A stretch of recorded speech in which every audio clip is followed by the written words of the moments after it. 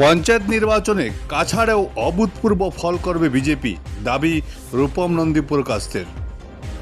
এবারের পঞ্চায়েত নির্বাচনে গোটা অসমের সঙ্গে কাছাড়েও অভূতপূর্ব ফল করবে বিজেপি, এমন দাবি করলেন বিজেপি নেতা রূপম নন্দী পুরকাস্ত। তিনি বলেন, বিগত দিনে উন্নয়নের টাকা লুটে পুটে খেয়েছে কংগ্রেস। বিজেপি প্রার্থীদের ভোট দেওয়ার জন্য তিনি জনগণের প্রতি আহ্বান জানান। Bureau report, Barak vision.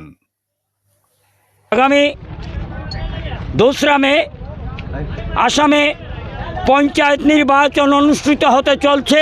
সে সঙ্গে সঙ্গতি রেখে কাছাড় জেলার চাতলা শিলকুড়ি জেলা পরিষদ সদস্যা সরস্বতী রবিদাস আমাদের প্রার্থী সমেত আরও 6 জন এপি সদস্য রয়েছেন এবং বিজয় সংকল্প সমাবেশের মাধ্যমে আসামের দুর্দান্ত প্রতাপ মুখ্যমন্ত্রী ডক্টর হিমন্ত বিশ্ব শর্মা দিন রাত এক করে আসামে পঞ্চায়েত রাজকে ক্ষমতায় আনার জন্য কাজ করে যাচ্ছেন। আমরা আশাবাদী, আমরা কাছাড় জেলায় একটা ভালো ফল করে হিমন্ত বিশ্ব শর্মা এবং দিলীপ শইকিয়া মহাশয়কে উপহার দেব।